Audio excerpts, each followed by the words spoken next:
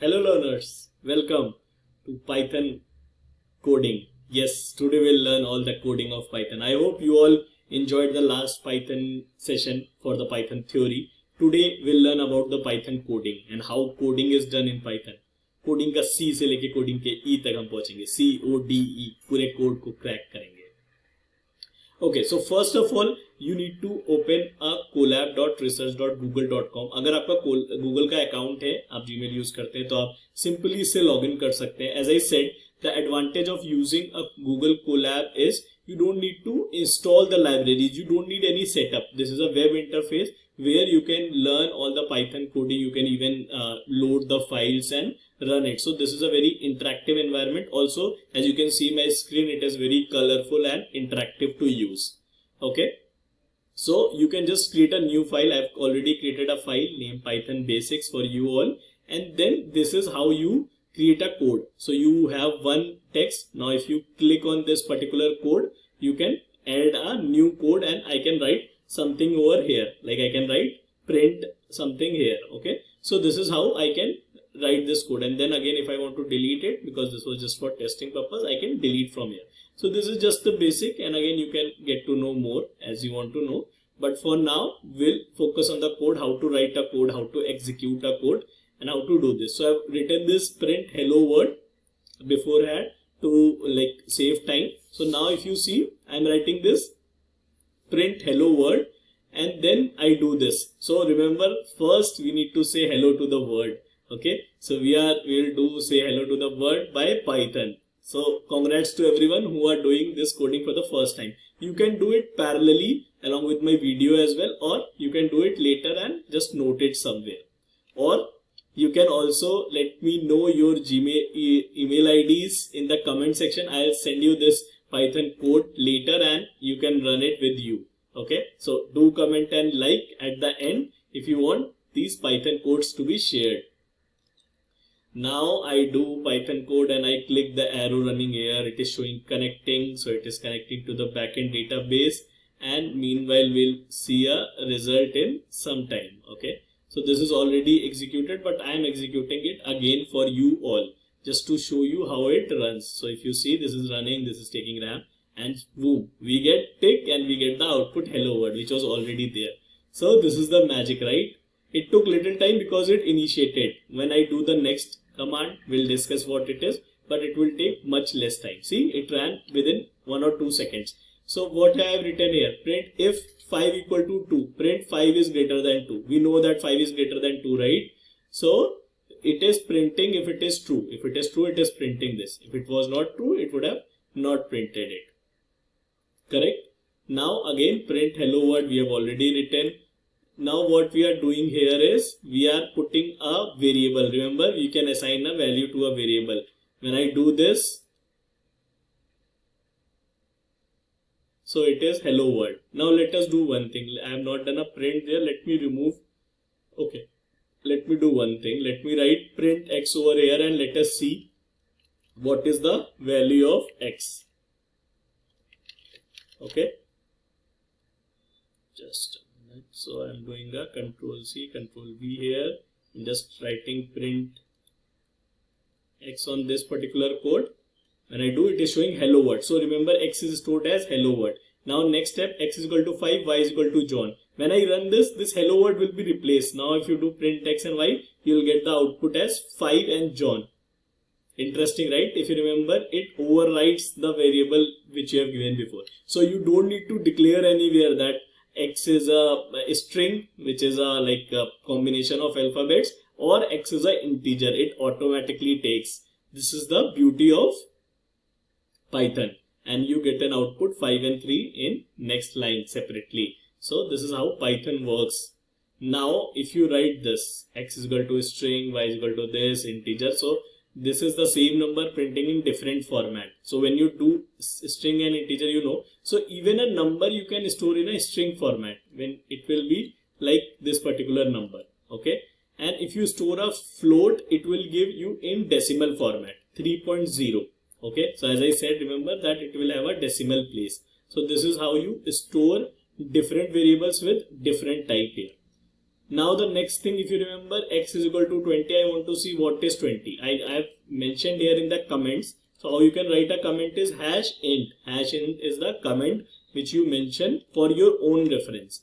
But suppose if I don't mention, and suppose somebody does not know and he is seeing like you for the first time, he sees just this particular code and you want to see, okay, I don't know, 20 is a string or a number, or it is a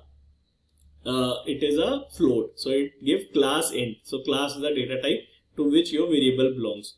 Now let us do one thing. Let me try this, what it gives. A string. Got it? So when you write a number in a quotes, it will give you a string. This is the beauty of Python again.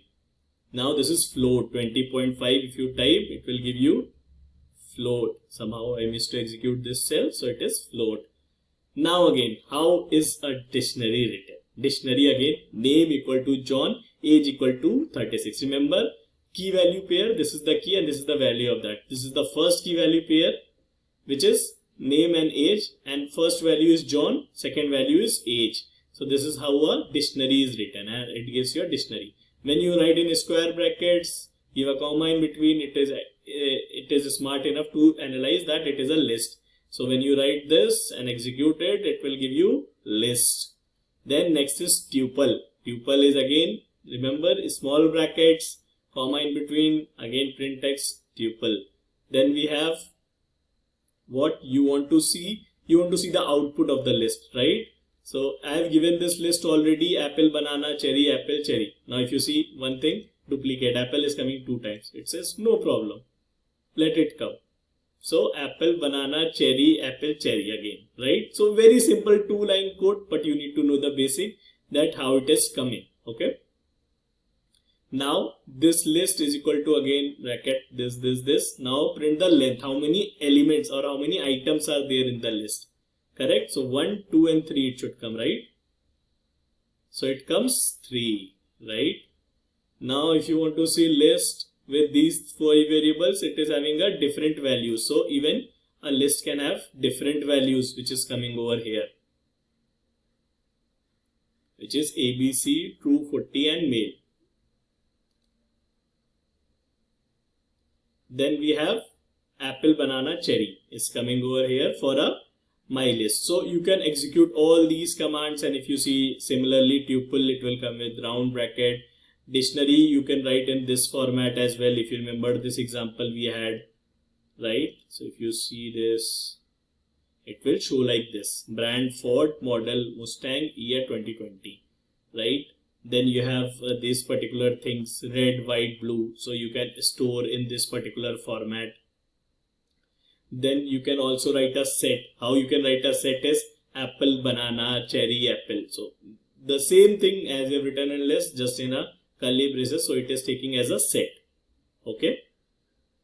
And then finally you can again print this particular set as you are printing a list or a tuple. So you can run any other functions here. If you want to experiment or you want to see how it is running, you can run any other function over here as well, okay? Now let's move to function, okay? Remember, define my function. This is the function name fname.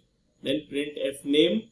This is not the function name, sorry, this is the argument name, the argument which you are passing inside the function, okay? So it can be ABC or anything else, or a particular name like Emil, Toby's, Linus. So if I do a enter here, just to show you one thing, it is coming in the same line after a space in the next line where print is starting, right?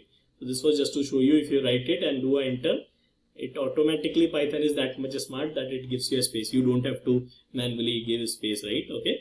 So now this is the function name, my function, and this is the argument name, and you are defining this function here, okay? Like you give a particular definition. So you are basically creating a function, or you can say in simple words, defining a function.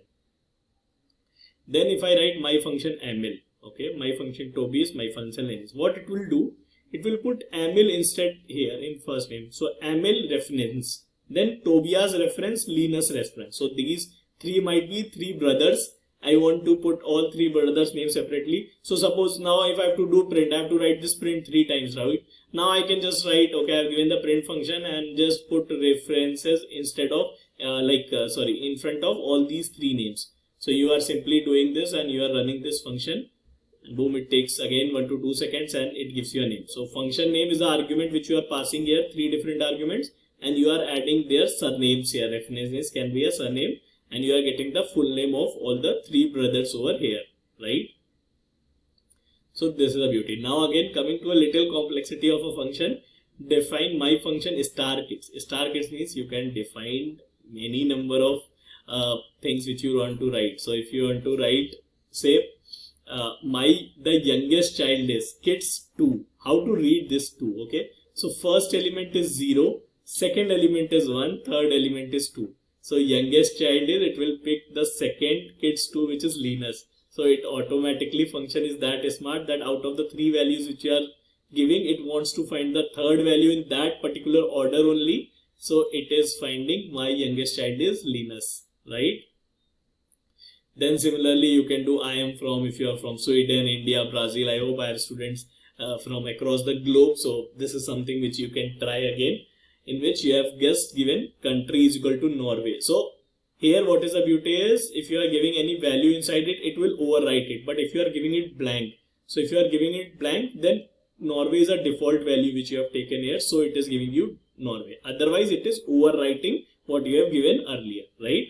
So that is also one functionality of a function.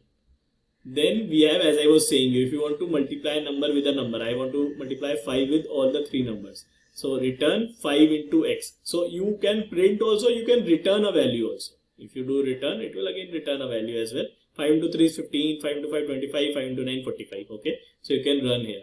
I can do a very complex different type of calculation as well, right? I can do this as well. Let's see how it works. Boom. Can you do this quickly like Python? No, right? Maybe some of you can. So yeah, this is how it is useful. So this is just basic to explain you. You can again do on more complex things in future. Okay. Now the next thing is lambda function. So lambda a comma b. It is saying I'll give you two values a and b. What you have to do, you have to multiply these two. So it is a more crisp form of writing a function, right? So this is nothing but a lambda. I am giving two value 5 and 3. It automatically does and goes in backend and it says okay 5 into 6. I don't have to write return. This is smart enough. Lambda is smart enough to understand. These are the two input values which you are getting and you have to multiply these two values. So that is what is lambda function. Okay. Now a more complex lambda function is like this one. If you want to do return a into n and then print my doubler. So what it will do, it will basically do 11 into 2. My doubler is a function of 2. So basically it will multiply whatever number you are giving with 2. So this is how a lambda function is written, to multiply into 2. So 11 into 2 is 22. Again, this is, you can say 11 is n, a is 2. So here my lambda is, my doubler is one function. So it is function inside function. So basically 2 is coming from here and then it is multiplied with 11 which is n and it is giving you 22. So I hope you all liked this basic first coding section, and as I said, you can also practice this code. And coding, there is one simple thing that you need to practice more. The more you practice, more you become confident with code. And if you are finding it a little difficult, it can happen with few who are doing coding for the first time or who have done coding in another language but not in Python. I'm sure like you can use a reference code, you can see code from GitHub, you can use this code, you can see other courses from sources of code from open source, and then you can use it. So keep a code, and if you want to refer, do it like you used to learn maths, right? We used to see the examples and write that example, solve ourselves, and then solve a main problem. Okay, so just be little patient and try to see this code again and again, and after some time you will be able to write your code yourself and you will not have to like refer somewhere. But yes, there is no problem in referring until you are learning. So keep learning. I hope you are enjoying the coding till now. We had 5 episodes before this, which was completely theory, but now gradually we learn theory because data is all about coding. So it is like knowledge of data science, it is some business domain knowledge also which we'll learn, and it is some coding also which we'll learn. So hope you liked this particular setup. Do comment how about this setup if you liked, and do subscribe, comment your email IDs if you need it. and hope to see you in the next video. Thanks a lot.